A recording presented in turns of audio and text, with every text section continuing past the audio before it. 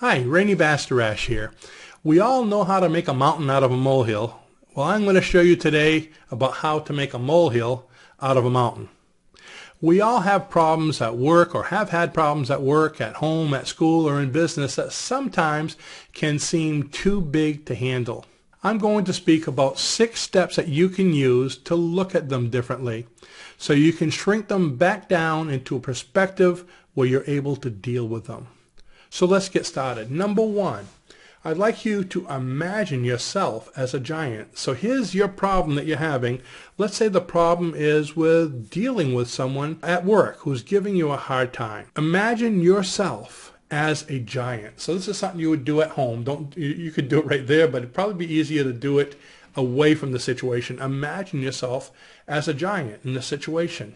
And imagine the person you're dealing with as this little puny thing about the size of an ant. What's happening there is, if you can do that, you're imagining them as so insignificant. You could even listen to them telling you their problem, but all you're hearing is this faint little squeaking. So it's helping you to look at the situation differently. Now you can use that with just about anything. Whatever the problem is, think of the problem as if it was extremely tiny, and think of yourself as a giant where your head is towering above the clouds dealing with it. It's going to make it a little easier to deal with. Number 2 is to imagine your business as if it were huge with thousands of customers. So if it's a business problem, and if it's not, find something similar to it, but business way is an easy way to do it. Think of yourself as the owner of Microsoft, or the owner of Apple, or the owner of IBM, some huge company. And the problem, let's say, is coming from a customer that didn't like one thing or another. Or whatever the problem might be. It might be with an employee. It might be with somebody that felt that this wasn't right or that wasn't right, or they want more money or something. If you were the owner of this company, how do you think they would deal with it? How does IBM deal with a person that doesn't like the color of their computer? Are they even going to deal with it? Are they going to laugh it off? Are they going to have somebody else deal with it because it's insignificant?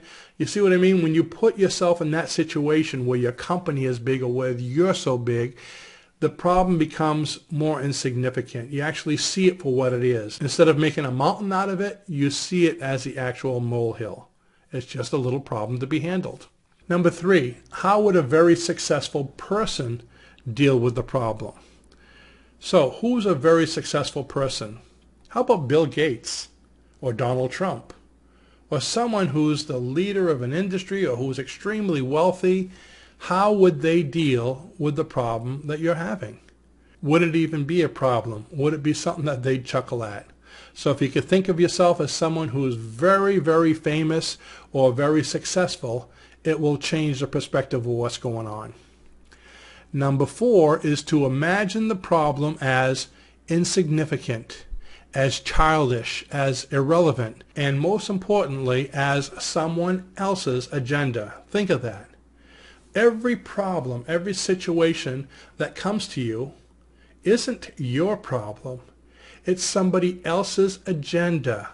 They woke up this morning with not liking this product, not liking something you're doing, not liking the way you look. Who knows what it is? But it is their agenda, not yours. So keep that in mind.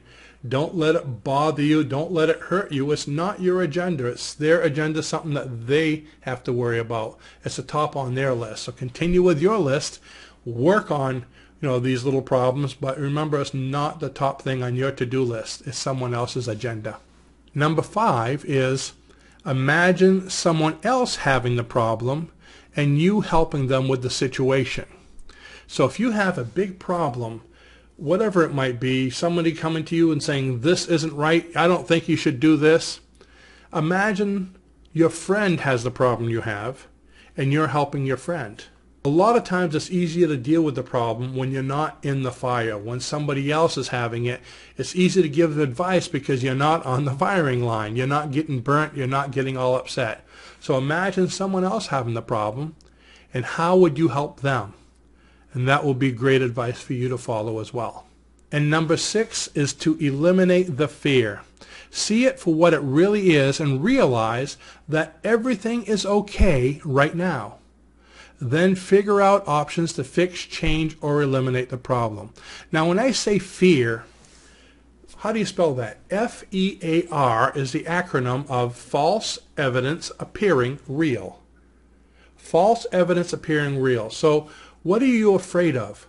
It's kind of like, if you've ever seen those spooky movies where somebody's in a farmhouse, they look out at the edge of the cornfield and they see this scarecrow holding a pitchfork, really scary, and they saw it and they look back and it's not there, okay? But there's that fear of the scarecrow's coming, the boogeyman's coming, okay, that he's going to come. But guess what? Right now, he's not here. So whether it's the boogeyman, whether it's a bill collector, whether it's the IRS, whether it's Uncle Sam, whether it's your mother-in-law, they're coming to get you. That's in the future. All that matters is now. Right now, everything's okay. So what you're worried about is the false evidence appearing real, something that might happen in the future that hasn't. So right now it's okay. So how can you deal with it now? I mean, there's been many times in our earlier years in the business where maybe a bill was coming due and I was really worried about it and really worried about it. What are we going to do? 20 minutes later, I get a $2,000 check in the mail. Oh, that's not a problem at all. You see what I mean? I got so upset about something that was in the future that appeared real to me, but it really wasn't. It wasn't there yet. And so much can happen before that does. So rather than getting scared, rather than making a mountain out of a molehill, how are you right now? Right now you're safe in this moment, because that's all we have is the now. Everything is fine. Everything is okay. Everything's just the way it is, and that's fine. So deal with your problem and let the future worry about the future. That's what I have for today. If you'd like to see a written outline of this or any of our other programs, you can see them at our blog at americanschoolofhypnosis.com/blog. Thanks for visiting, and be sure to subscribe so you can be notified of our new episodes as they become available.